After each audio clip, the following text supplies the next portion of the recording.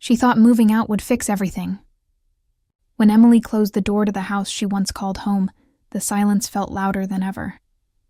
Her fingers trembled as she turned the key, locking away 7 years of shared laughter, dinners, and dreams that now felt like someone else's memories. She told herself she wasn't crying, just tired. That's what she'd been telling herself for months. Daniel had said it so calmly. Maybe we both need some space. And she'd nodded, pretending to agree, even though the words felt like a slow goodbye. They had grown apart, like two people living parallel lives under the same roof. The love that once filled every room had turned into polite distance, the kind that stings worse than anger. She moved into a small one-bedroom apartment on the edge of town. The kind of place where walls were thin, lights flickered, and neighbors nodded without smiling. The rent wasn't cheap, but it was freedom, or at least that's what she wanted it to be. Yet every night the empty bed whispered Daniel's name. Every morning she still made 2 cups of coffee before remembering she only needed 1. Her first morning there, she found a small note pinned to the front door. "Welcome, Emily. E. No last name, just a single letter." She assumed it was from the landlord. Later that day she met him. Ethan Walker, mid-30s, quiet confidence, a calm voice that filled silence without trying. He wasn't movie star handsome, but there was something steady about him, like someone who had seen pain but learned how to live with it. "Let me know if anything's not working," he said, handing her the keys. His hand brushed hers for a second, just enough to make her heartbeat skip, and that confused her more than she wanted to admit. She thanked him, and he smiled. Not the polite kind, but the kind that noticed more than she was ready to share. The apartment wasn't much. A flickering light in the kitchen, a leaky faucet, an old couch left by the previous tenant. But it was hers. A place to start over, to breathe, to figure out who Emily was without Daniel's shadow beside her. Yet, that night, as she unpacked boxes, her mind replayed Ethan's voice. The way he'd said her name, slow and careful. She didn't understand why it lingered. Maybe it was just loneliness. Maybe it was the way he looked at her. Not like a stranger, but like someone trying to see the truth beneath her polite smiles. When the rain began, she stood by the window watching drops slide down the glass. She thought about Daniel, the fights that started over small things and ended with silence. She thought about how he used to make her laugh, how he stopped noticing when she cried. And now she was here surrounded by boxes, pretending this was a fresh start when it still felt like a breakup that hadn't finished breaking. The next morning, she found another note, this time slid under her door. "Saw you move in late? If your faucet still leaks, I can fix it tonight." She hesitated. Was he just being polite? Or something more? Her stomach turned with uncertainty, the kind that wasn't fear, but curiosity. That evening, as the sun dipped behind the buildings, she heard a knock. "Hey," Ethan said, standing there in a gray sweatshirt, toolbox in hand. "You mentioned the faucet." "I didn't," she replied, before realizing the note had been his way of offering help without asking too much. "But yes, it's still dripping." He smiled faintly and walked in, the air between them awkward, but gentle. She watched him work, quiet, focused, his sleeves rolled up, veins visible on his forearms. She noticed small details. The way he hummed softly under his breath, the way his eyes caught the light when he looked up. "You moved here alone?" he asked, his tone casual. "Yes," she said. "Trying to start over." He nodded, not pushing. Starting over's hard, but sometimes it's the only way to really live again. His words lingered. Live again! She hadn't realized how dead she'd felt until that moment. After fixing the faucet, he wiped his hands and smiled. "There, no more leaks." She thanked him, offered him tea, and for a few minutes they just talked. About the city, about the weather, about nothing and everything. She found herself laughing, genuinely laughing, for the first time in months. But when he left, the quiet felt heavier than before. Because now her thoughts weren't just about Daniel. They were about Ethan, the stranger who fixed her faucet and accidentally cracked open something inside her she thought had sealed shut. Later that night, she sat by the window again, holding her cup of tea. Outside, the streetlights flickered, and she thought about the way Ethan had looked at her when she smiled. Not with desire, but with something softer. Something she couldn't name yet. Her phone buzzed. A text from Daniel. "Hope you're doing okay." She stared at it for a long time, her fingers hovering over the screen. "I'm fine," she typed back, then deleted it. Because she wasn't fine, not yet, not even close. She turned off her phone, pulled a blanket around herself and tried to sleep. But every time she closed her eyes, she saw Ethan's face, his quiet smile, his calm voice saying, "Starting over's hard." The next morning, the faucet worked perfectly, but something inside her didn't. She found herself waiting, for footsteps in the hallway, for a knock on the door, for another note. Something to break the silence that filled every corner of her new life. That evening, she returned from work, exhausted. A long day of pretending everything was normal, of smiling at coworkers who didn't know her life had fallen apart. As she reached her door, she froze. There was something on the mat, a small folded note. Her heart skipped as she picked it up. It read, "The leak's fixed, but if you ever just need company, I make good coffee. E." Emily stared at the paper, torn between fear and something that felt dangerously close to excitement. She should have felt uncomfortable, but she didn't. It wasn't a flirt. It wasn't pressure. It was simply an offer. Inside, she placed the note on the counter, staring at it as if it could answer the question she didn't dare ask. Was this how something new began? Not with fireworks, but with quiet understanding? Her phone buzzed again. Daniel calling this time. She didn't answer.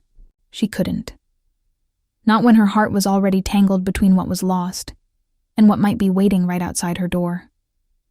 She made herself a cup of tea and sat near the window, watching the lights from the neighboring building flicker like distant stars.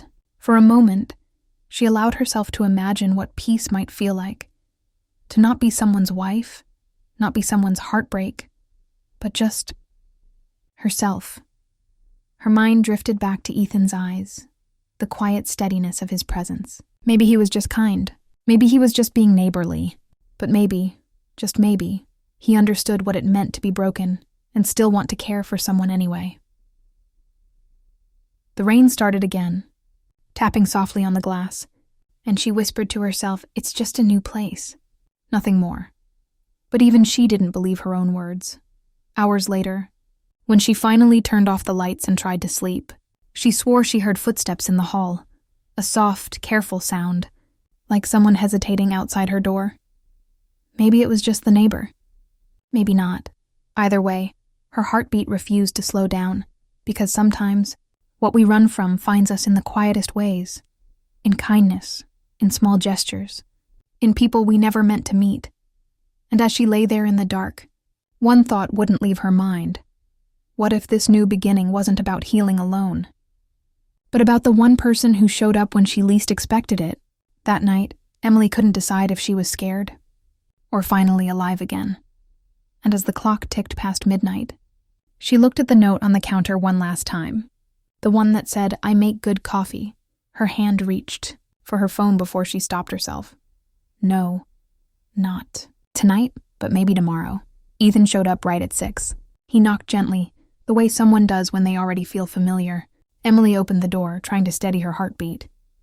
He stood there, jeans, gray sweater, toolbox in hand, and that same calm expression that somehow made her nervous. "Evening," he said with a half smile. "Ready to face that rebellious faucet again?" She laughed softly, stepping aside to let him in. "Come in. The sink's in the kitchen, still making that tiny leak sound." He set the toolbox on the counter, rolling up his sleeves. His movements were easy, practiced, confident. Emily watched him for a second too long before realizing it. She quickly turned away, pretending to tidy the counter. The air between them was quiet, but not awkward. Just charged, like the silence right before rain. As he worked, he started talking, voice low and warm. "How are you liking the new place so far?" "It's quiet," she said. "Maybe too quiet sometimes." He nodded without looking up. Yeah, silence can be loud when you're not used to it. Something about the way he said it made her chest tighten. He wasn't just talking about the apartment, and she knew it. She wanted to change the subject, to keep it light. Do you fix everything around here yourself? He smiled. Pretty much. Saves me money. And honestly, I like fixing things. She tilted her head. Even broken people? That made him pause. He looked up, wrench in hand, eyes meeting hers. Depends if they want to be fixed. The moment hung between them. Sharp, fragile, too honest. She looked away, pretending to sip her tea though it had gone cold. He went back to work, but the quiet wasn't the same anymore. It carried meaning now. 10 minutes later, he tightened the last pipe and stood up. There, no more leaks, she smiled. You're officially a hero. He laughed, shaking his head. I'll take payment in coffee instead of rent. She hesitated, not because she didn't want to, but because she did. I actually just made some. He raised an eyebrow. Then I guess I earned it. They sat by the small kitchen table, 2 mugs between them, the soft hum of the refrigerator filling the silence. It felt normal, almost too normal, like they'd done this before. So, what brought you here? She asked. You seem out of place for a landlord. He smiled faintly. Inherited the building from my uncle. Used to be an engineer. Didn't like office walls, so now I fix pipes and roofs instead of people's spreadsheets. She laughed. That actually sounds nice. Yeah, he said. Until winter hits and the heating breaks in 3 apartments at once. They both laughed, the kind that makes time blur. But then, as laughter faded, his tone softened. You're not from here either, right? She shook her head. Moved for my husband's job. Ex-husband now. He nodded slowly. Divorce? Something like that. We just lost each other along the way. Ethan didn't say anything. He just looked at her. Really looked. The way people do when they understand without needing details. It's strange, she continued, her voice quieter now. You spend years building a life with someone. Then one day, you're strangers again. Same faces, but no warmth left. He took a sip of his coffee and said softly, Sometimes letting go isn't losing. It's just choosing peace. Emily smiled faintly, more to herself than to him. Peace. What a foreign word. As the evening stretched, the conversation drifted from broken hearts to favorite movies, from childhood memories to dreams neither had chased. It was effortless, the kind of talk that made her forget time, forget pain, forget that just days ago she'd sworn to keep her heart closed. When Ethan finally stood to leave, it was dark outside. She walked him to the door, unsure why she felt reluctant. He paused before leaving, his hand on the door frame. If anything else leaks, you know where to find me, she smiled. And if it doesn't, then I guess you'll have to invent something, he said with a grin. The door closed, and she leaned against it, eyes closed, heart racing like she'd just run somewhere she wasn't supposed to go. That night, she sat on her couch, sipping what was left of her coffee. Her mind wandered to the way Ethan's eyes softened when he smiled, the warmth in his voice, the kindness in his silence. She hadn't felt that kind of connection in years. Not even with Daniel. Not lately. But guilt crept in, quiet and cruel. She wasn't supposed to feel this. She was supposed to be healing, not falling. She tried to distract herself. Music, books, meaningless scrolling. But every small sound reminded her of him. The faucet dripping once more as if teasing her. The echo of his voice saying, sometimes letting go isn't losing. The next morning she found something new outside her door. A small potted plant with a note tucked into the soil. For your window. Thought it could use some light. E.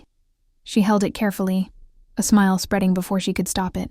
The plant was small, a little uneven, but alive. Something that wanted to grow, just like her. She placed it by the window, sunlight spilling onto the leaves. For the first time since she moved in, the apartment felt less empty. But before she could let the warmth sink in, her phone rang. The name on the screen made her freeze. Daniel. She hadn't spoken to him in weeks. Her finger hovered over the green icon before she finally answered. Hey, she said softly. His voice was hesitant. "Hi, Em. How have you been?" "Fine, trying to settle in. I've been thinking," he said. "Maybe we rushed things. Maybe we can talk." Her throat tightened. She didn't know what to say. He continued, "I miss you. The house feels empty without you." His words hit like a wave, sudden, heavy, familiar. She closed her eyes, memories flooding back. Their first apartment, late-night arguments that ended with apologies and laughter, the promises they once believed in. "I don't know, Daniel," she said quietly. "I don't know if I can go back," he sighed. "Just dinner. That's all. No pressure." She agreed before she could think. Maybe closure, she told herself. Maybe one last talk. After the call ended, she sat still for a long time. The air felt heavier now, guilt tangled with confusion. Her phone buzzed again, a message this time. From Ethan. "Hope the plant survived the night. It looked happier than most people I know." She smiled instinctively, then stopped. 2 messages, 2 men. 2 parts of her life pulling in opposite directions. That evening, she watered the plant, her hands trembling. How could 2 simple gestures, a plant and a phone call, shake her so deeply? She sat by the window again, staring at the fading light. The city outside looked peaceful, unaware of the storm inside her. Ethan's words replayed in her mind. Sometimes letting go isn't losing, and Daniel's voice echoed too. Maybe we can talk. She didn't know which one sounded more dangerous, the comfort of the past or the possibility of something new. That night, she couldn't sleep. Her thoughts spun between memory and hope, between regret and longing. At midnight, she got up, pacing the small apartment. Her eyes fell on the plant, still glowing softly under the streetlight, alive and reaching for something. She whispered, "What am I even doing?" The clock ticked, slow and cruel. Suddenly, there was a knock at the door, soft, hesitant. Her heart stopped. No one visited this late. Not in this building. She froze, staring at the handle. Another knock. "Emily?" It was Ethan's voice. Quiet. Unsure. She opened the door halfway, surprise written all over her face. "Ethan, is something wrong?" He looked down, rubbing the back of his neck. "Sorry, I shouldn't be here this late. There was a storm warning on the news. Wanted to make sure you were okay." Her heartbeat softened. "That's kind of you," he smiled faintly. "Old habits. I worry too much." They stood there for a moment, the sound of thunder rumbling in the distance. "Do you want to come in for a minute?" she asked. He hesitated, then nodded. As he stepped inside, lightning flashed outside, filling the room with a brief glow. For that single second, their eyes met, both unsure, both searching for something they didn't yet understand.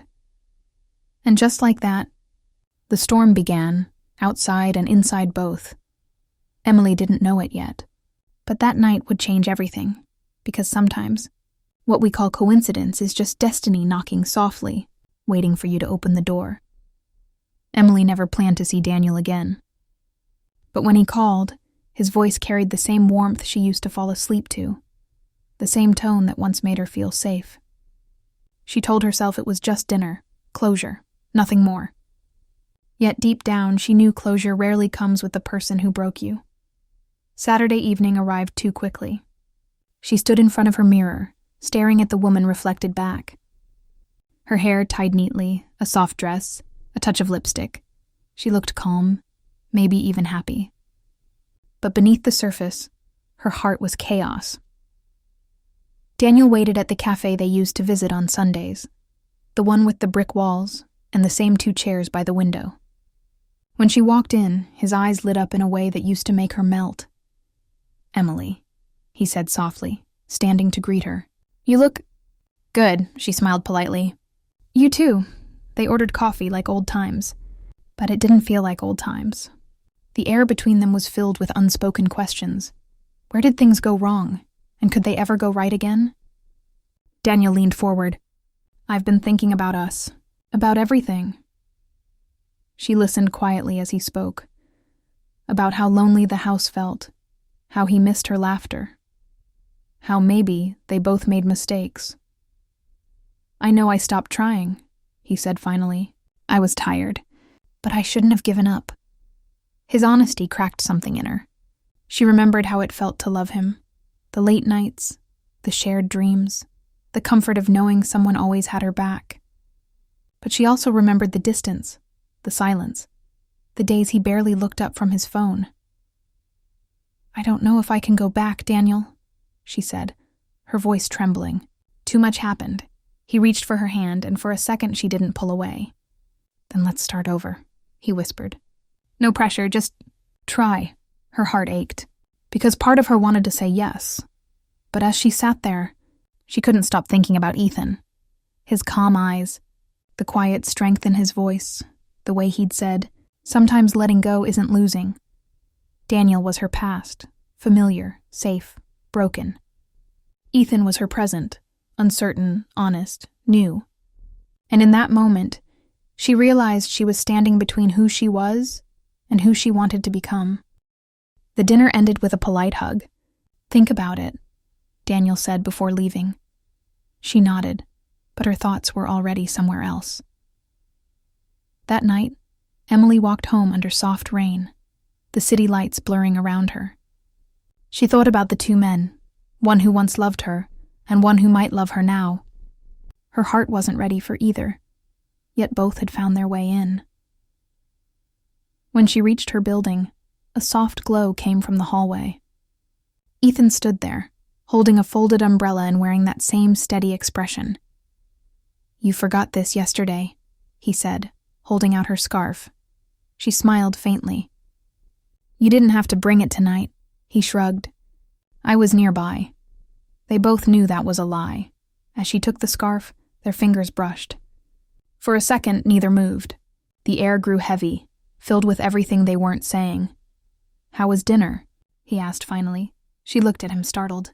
How did you mentioned it yesterday, he said gently. I remember things. There was no jealousy in his voice, only quiet curiosity. That somehow made it worse. It was complicated, she said, her voice barely above a whisper. He nodded slowly. Most things worth feeling usually are. That line stayed with her long after he left. The next morning, sunlight spilled into her apartment. She made coffee, but her thoughts were restless. She picked up her phone, one new message from Daniel. Can we meet again? Maybe tomorrow? And another from Ethan. I found an old cafe near the park. You'd like it. Peaceful, lots of books. Want to join? 2 invitations, 2 directions, 1 heart. She closed her eyes, torn between what felt right and what felt safe. By evening, she chose the park. Maybe it wasn't love. Maybe it was just air she needed to breathe. Ethan was already there when she arrived, leaning on a wooden railing, watching the sunset reflect on the lake. He turned as she approached, his smile quiet and genuine. You came, he said. I needed to clear my head, she replied. They walked slowly, talking about nothing in particular. Work, the weather, the stray cat that kept appearing near the building. But beneath every word there was tension, a pull neither of them wanted to name. When they reached the bench by the water, he stopped. Can I ask you something? Sure, he hesitated, then said softly, Why are you still fighting yourself? She looked down. Because if I stop, I might make the wrong choice. Ethan nodded, eyes steady on hers. Sometimes the right choice doesn't feel safe. It feels real. Her heart raced. She didn't want this conversation, not yet, but she needed it. He continued, I know you're not ready. I'm not asking for anything. I like who you are, even when you're not okay. That broke her. No promises, no expectations, just truth. She wanted to thank him, to tell him how much those words meant. But all that came out was a whisper. You make it hard to stay confused. He smiled faintly. Then maybe that's a good thing. They sat in silence, watching the sun dip below the trees. For the first time in a long time, she didn't feel like she had to hide her pain. When she returned home, she saw the small plant on her windowsill, the one Ethan had given her, standing taller, leaves reaching toward the light. It felt symbolic, almost mocking. She picked up her phone again. 2 unread messages, one from each of them. Daniel. I still love you. Ethan. Drive safe. Text when you're home. Her chest tightened. Both messages said care, but in completely different languages. She didn't reply to either. She couldn't. Not yet. That night, she stood by the window, city lights flickering below. The reflection staring back wasn't the same woman who moved in weeks ago. She was softer, stronger, and more uncertain all at once. The phone rang again. Daniel. She answered after a long pause. Hey, his voice sounded tired. I meant what I said. I love you. I want to fix this. Before she could reply, thunder rolled outside. A storm was building again. She closed her eyes, feeling its echo inside her chest. Daniel, she said slowly, I don't know if I'm still the same person you loved. He was silent for a moment. Then maybe I can learn to love the new you. Her breath caught. She didn't know what to say. I'll pick you up tomorrow, he said finally. Just for a drive. No pressure. She didn't agree. She didn't refuse. She just stayed quiet as the call ended. The room felt heavier now, filled with all the things she couldn't name. Then, another sound, a soft knock on the door. Her heart froze. It was late. Again. She opened the door slightly, and there he was. Ethan. Soaked from the rain, holding something behind his back. Sorry, he said breathlessly. I know it's late. The power just went out in the hall and I thought... He stopped when he saw her expression, the confusion in her eyes. What's wrong? He asked softly. Nothing, she lied. Just a lot on my mind. He nodded slowly, then revealed what he was holding. A small candle. I thought you might need some light. The irony made her laugh, tired, emotional, real. You really don't stop fixing things, do you? He smiled. Only when they're worth fixing. They stood there in silence, rain tapping against the windows, the candle flickering between them. It felt like the world had paused, holding its breath. She wanted to speak, to tell him about Daniel's call, about how torn she felt, but before she could, the thunder roared louder, shaking the windows. He stepped closer instinctively, hand brushing hers, steady and warm. Emily, he whispered, voice low, careful. You don't owe anyone your confusion. Not even me. She looked up at him, her throat tight, heart beating like it wanted to run.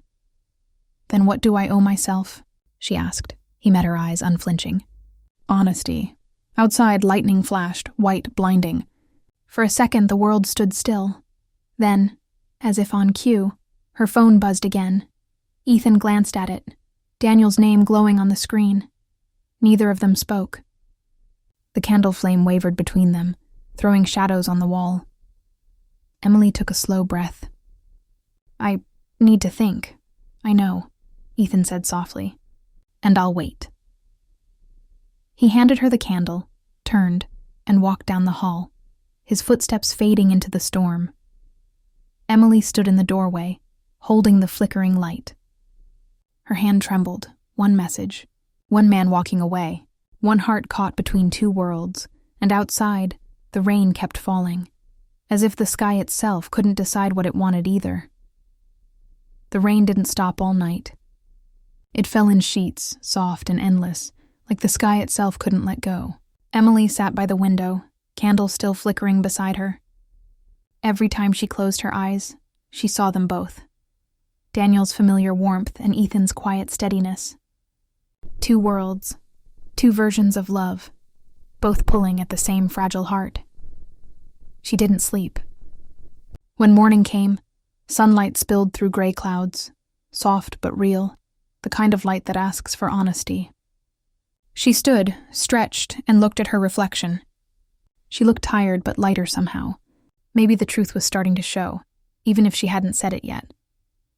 Her phone blinked with unread messages. Daniel, meet me at noon. The same park we went to last summer. Ethan. Power's back. Hope you're okay. 2 men, 1 day, 1 choice. She didn't want to hurt either of them, but she knew the silence couldn't last forever. People don't wait in the dark, not without answers. So she dressed simply, tied her hair, and left.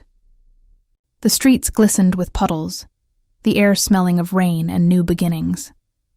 At the park, Daniel stood by the same bench where they once fed ducks and talked about buying a house. The sight of him brought a rush of old emotions: comfort, guilt, memories that refused to fade.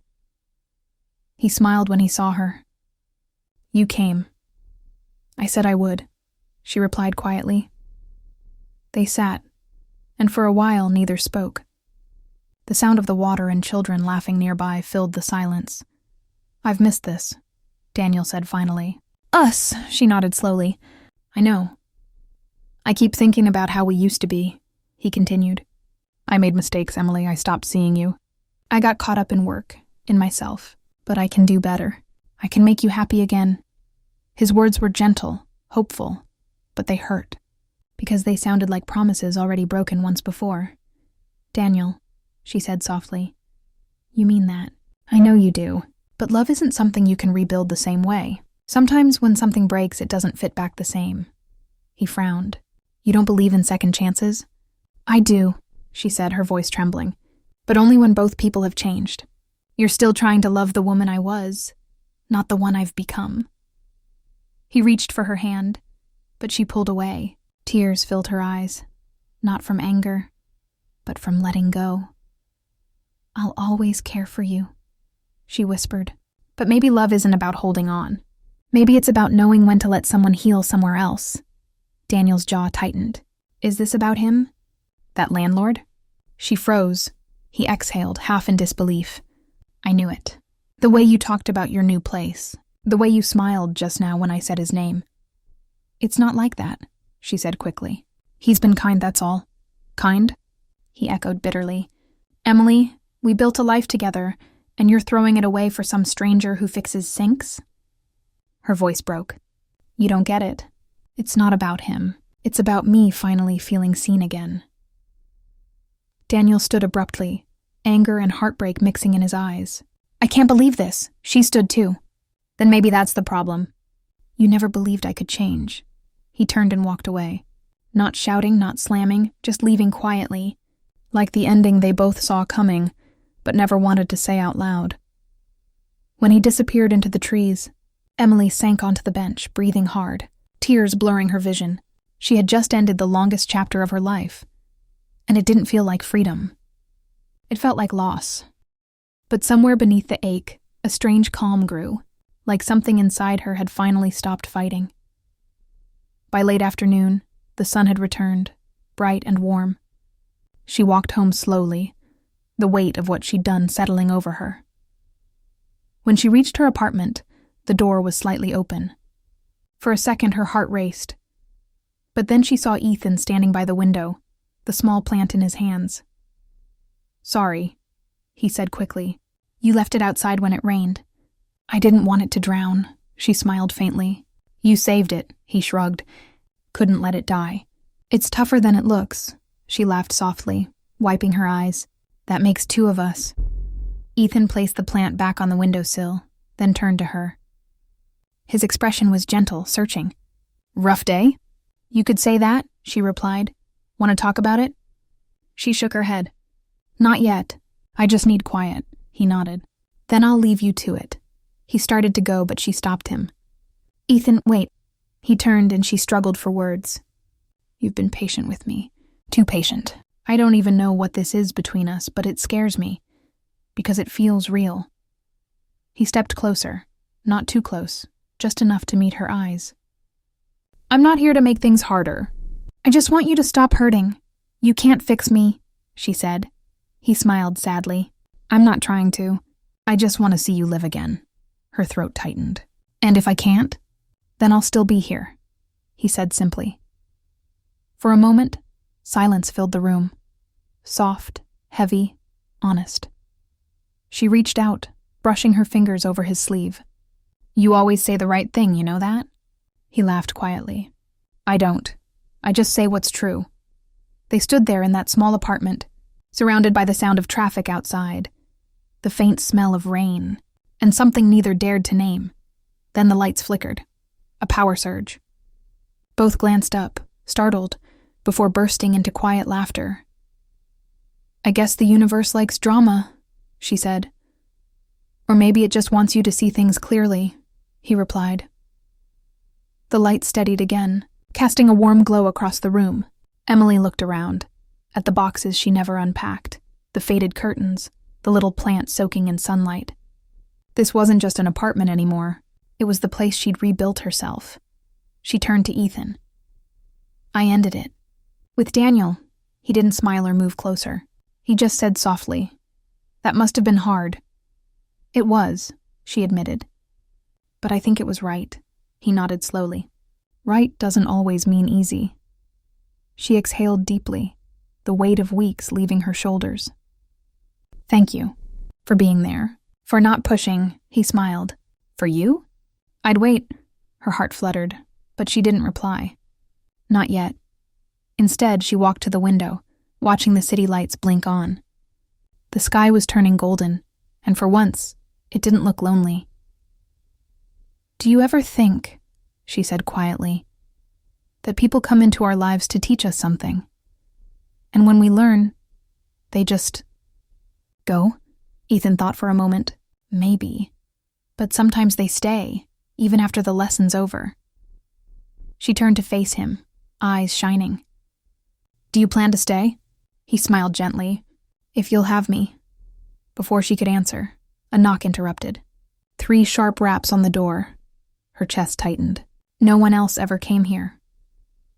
She opened it slowly and froze. Daniel stood there. Rain clung to his jacket, his eyes hollow but determined. "We need to talk," he said quietly. Ethan's jaw tensed, but he didn't move. He looked at Emily once, steady, calm, then nodded. "I'll give you 2 a minute." He walked toward the hall, stopping by the door. "You'll be okay," he said softly to her. She wanted to stop him, to say something. Anything but the words wouldn't come. Ethan stepped outside, the door clicking softly behind him. Now it was just her and Daniel, again. Daniel looked around the apartment, the plant, the unpacked boxes, the faint warmth in the air. "So this is where you live now," he said. She nodded. "It's home." He stepped closer, his voice trembling. "I shouldn't have yelled earlier. I can't lose you, Emily. I know I failed, but I love you. I'll change. Please don't walk away." Her heart cracked, but her voice stayed calm. "Daniel, you're not losing me. You're just setting me free," he frowned. "Free to what? To fall for him?" She didn't answer. She couldn't. Outside, thunder rumbled again. The storm returning just as the air between them grew heavier. Daniel took a deep breath. "If you close this door, it's over for good." Emily looked at him, tears glistening but no fear left in her eyes. Maybe that's what needs to happen. He stepped back, disbelief in his gaze. "You've changed," she smiled sadly. "Finally." He turned and walked away, footsteps fading down the hall. The door shut behind him with a sound that echoed through her chest, not of loss, but release. Emily stood there for a long moment, heart pounding. Then she walked to the window again. The storm had stopped. The sky was clearing, but something caught her eye. Across the street, under the streetlight. Ethan, standing there, umbrella in hand, waiting. He looked up, met her gaze through the glass and smiled faintly. No words, no gestures, just that quiet understanding that had always been between them. Emily pressed her hand to the window, tears finally falling. Not from sadness, but from gratitude. Because maybe love wasn't about choosing someone else. It was about choosing herself first. She turned away from the window, the candle still flickering faintly on the counter. She picked it up, whispering to herself, "Some lights never go out. They just change rooms." Then with a trembling smile, she opened the door and stepped out into the hallway, toward the glow waiting at the end. But as she walked closer, Ethan wasn't there anymore. Only the rain. Only the silence. Only the echo of a heart finally learning how to be alone. And free.